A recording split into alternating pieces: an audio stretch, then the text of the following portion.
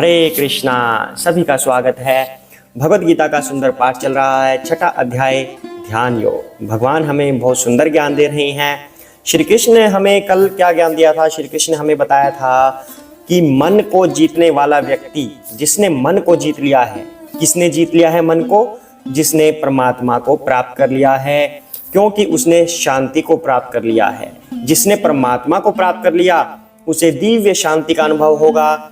क्यों? क्योंकि उसने मन को जीत लिया है। अर्थात हमें परमात्मा की शरण ग्रहण करनी है, उससे हम मन को जीत पाएंगे, जिससे हमें अपार शांति का अनुभव होगा। कल प्रभु ने हमें यह समझाया था।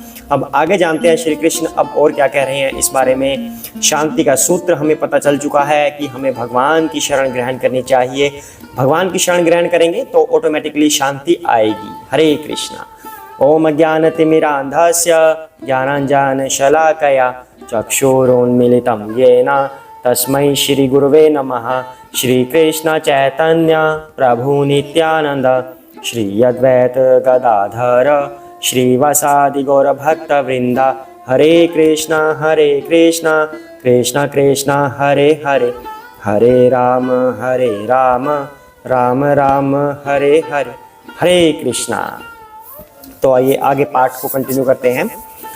ज्ञान विज्ञान तृप्तात्मा कूटस्थः विजितेन्द्रियः योक्ता इति उच्यते योगी समलोष्टशम कांचनः। हरे कृष्णा। वह व्यक्ति आत्म साक्षात्कार को प्राप्त तथा योगी कहलाता है, जो अपने अर्जित ज्ञान तथा अनुभूति से पूर्णतया संतुष्ट रहता है। ऐसा व्यक्ति अध्यात्म को प्राप्त तथा जितेंद्रिय कहलाता है।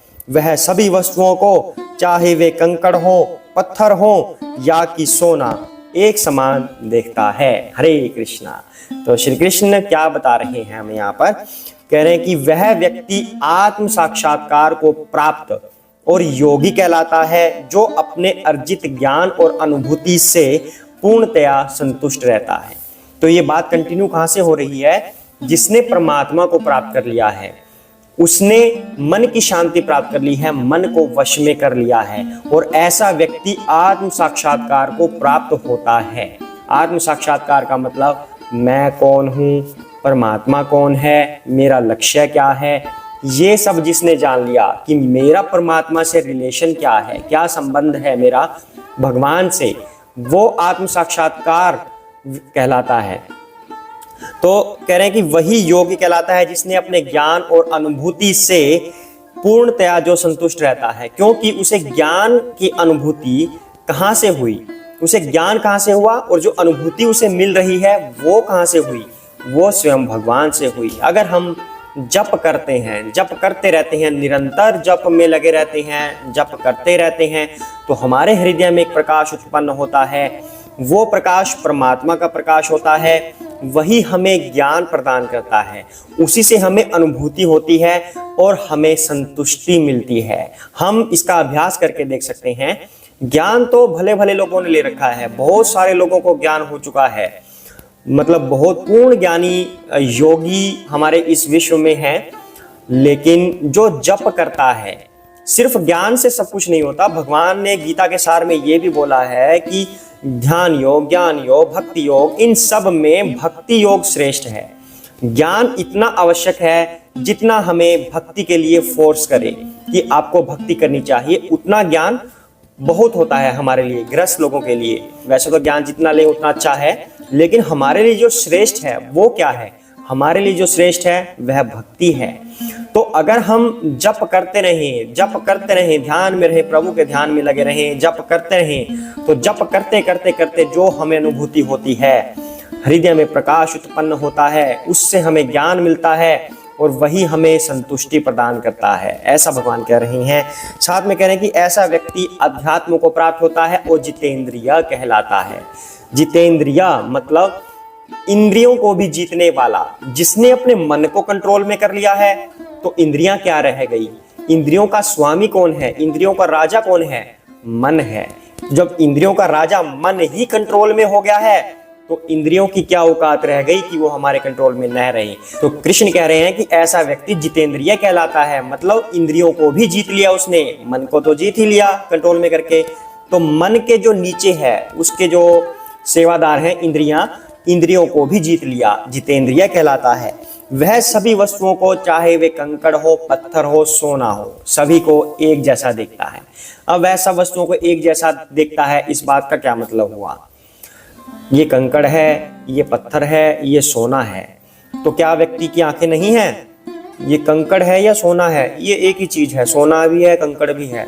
नो, इस तरह से नहीं, उसकी आंखें हैं, लेकिन वो इन तीनों चीजों को परमात्मा की सेवा के लिए देख रहा है। कंकड़ है, भगवान की सेवा के लिए है, पत्थर है, भगवान की सेवा के लिए है, सोना है, भगवान की सेवा के लिए है। अर्थात इन सभी चीजों का संबंध है, जो रिलेशन है वो भगवान की सेवा से है, इसलिए उनको उस चीज से कोई लगाव नहीं होता, कोई आसक्ति नहीं होती। सोना देखकर वह उसे उठाता नहीं है, ये कंकड़ पड़ा है, एक सोना पड़ा है, हाँ सोना मैं उठा लेता हूँ, घर ले जाता हूँ, मैं मालामाल हो जाऊंगा, अमीर हो जाऊंगा। नो, ऐसा नहीं। जो व्यक्ति आत्म साक्षात्कार को प्राप्त कर चुका है, जितेंद्रिय बन गया है, मन को कंट्रोल में कर लिया है जिसने, उस व्यक्ति के लिए सोना और पत्थर एक जैसा हो गया, क्योंकि वह हर वस्तु को भगवान की सेवा के रूप में देखता है कि मुझे इससे भी सेवा करनी है, इससे भी सेवा करनी है। जैसे हनुमान जी को बोला गया था, विभीषण ने कहा था कि आपको धन संपदा वगैरह मिल जाए अगर, तो हनुमान जी ने कहा था कि मेरे ये किस काम के हैं। विभीषण जी बोले थे कि क्या आप भगवान के इतने बड़े भक्त हैं कि आप इतनी चीजों को ठुकरा रहे हैं?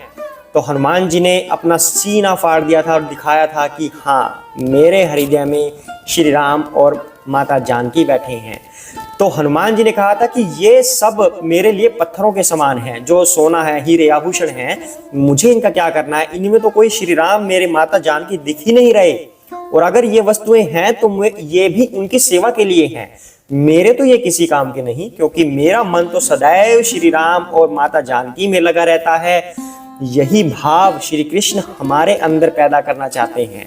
श्री कृष्ण यही कह रहे हैं कि जिसने अपनी इंद्रियों को जीत लिया है, मन को कंट्रोल में कर लिया है, आत्म साक्षात्कार को जो प्राप्त हो चुका है, उसके लिए सोना, चांदी, पत्थर, हीरे सब एक जैसे हो जाते हैं, क्योंकि वह इन सब के अंदर भी अपने पूर्ण पुरुषोत्तम भगवान श्री कृष्ण को ही खोजता है, उन्हीं की सेवा के लिए इनका प्रयोग करता है, इसलिए वह इन सभी चीजों को एक समान देखता है।